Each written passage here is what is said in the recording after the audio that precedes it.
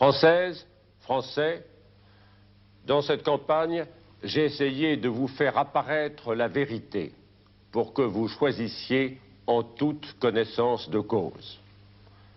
Cette vérité que mon concurrent supporte si mal, perdant son sang-froid, en venant aux insultes et justifiant ainsi l'adage « Il n'y a que la vérité qui blesse ». Ce n'est pas comme cela qu'on gouverne un grand peuple. Où est la force tranquille? Toutes les propositions que j'ai citées figuraient dans le projet socialiste qu'il s'est engagé par écrit à appliquer. J'ai toutes les preuves et toutes les références. Alors, pourquoi nier? On vous a noyé sous un flot de paroles et de promesses faites pour vous séduire, mais aussi pour vous tromper. Quel est l'essentiel?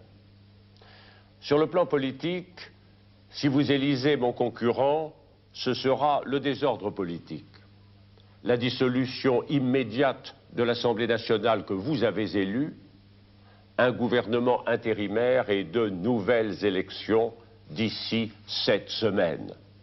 Ce ne sera pas nouveau, ce sera ancien.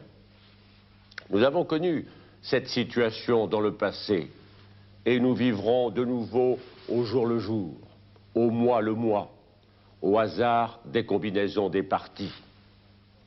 Ce sera la fin en réalité de la Ve République que les Français ont choisi massivement contre mon concurrent d'aujourd'hui qui a toujours voté contre et qui veut maintenant en assumer la présidence.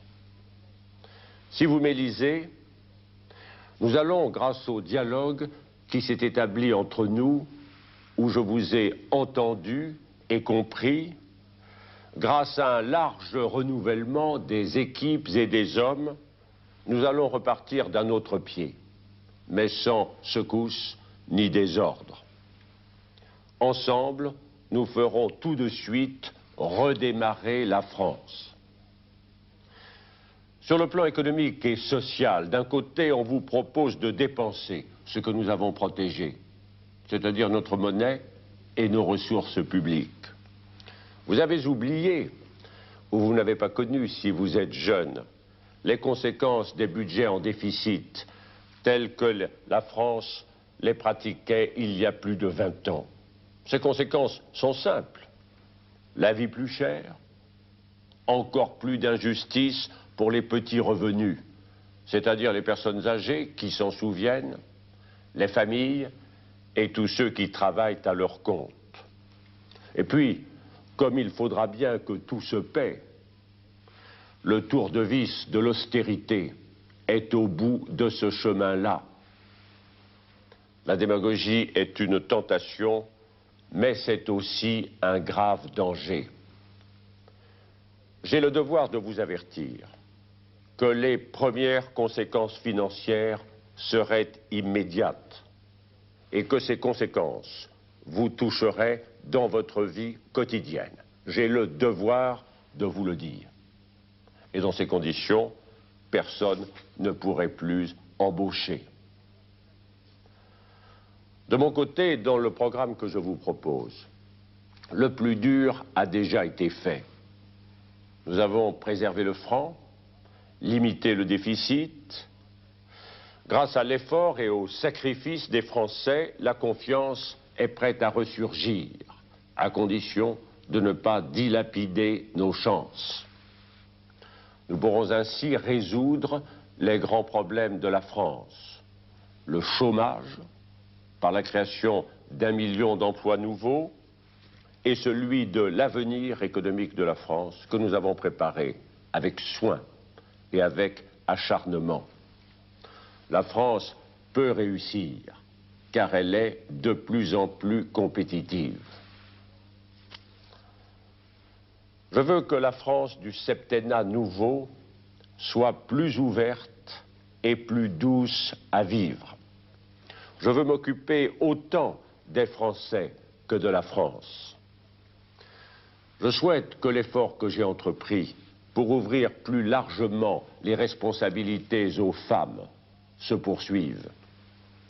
Elles doivent pouvoir mieux concilier, grâce à des solutions nouvelles, leur vie de famille qu'elles aiment et leur activité de travail qu'elles souhaitent. Elles ont beaucoup à apporter à la France, quelque chose de nouveau, de raisonnable et de généreux.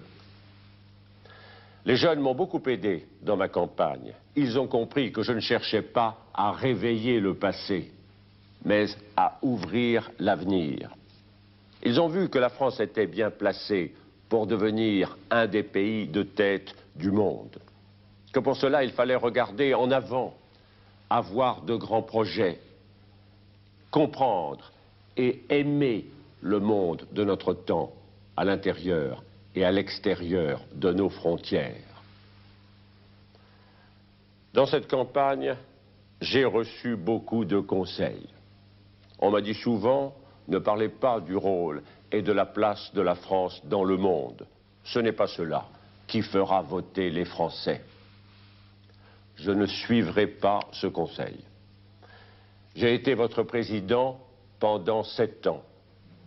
Une grande partie de mon temps a été consacrée à représenter la France dans le monde, à vous représenter vous-même, pour que la France joue son rôle, tienne sa place, soit digne et respectée. Je sais que cela compte pour vous.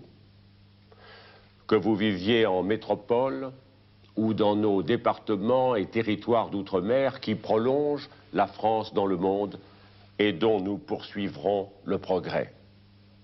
Et il est vital pour toute l'Europe que la France reste forte et stable. Françaises, Français, nous voici égaux les uns et les autres. Notre bulletin de vote, à vous et à moi, pèsera d'un même poids pour décider le sort de notre pays.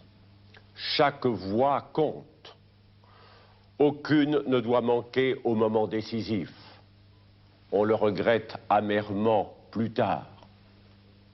Réfléchissez, réfléchissez, tant qu'il est encore temps. L'enjeu, c'est l'avenir. L'avenir immédiat et lointain de la France. L'avenir de chacune et de chacun de vous. Et aussi l'avenir de vos enfants, dont vous ne voulez pas qu'ils vivent dans un pays affaibli, en désordre, en déclin. L'enjeu, c'est la France. Je me suis donné beaucoup de peine dans cette campagne. Comme je crois que vous l'avez compris, après votre choix de dimanche, je suis sûr qu'ensemble, lundi, nous entreprendrons notre marche vers une France plus forte dans le monde, plus fraternelle pour les Français. Vive la République et allez la France!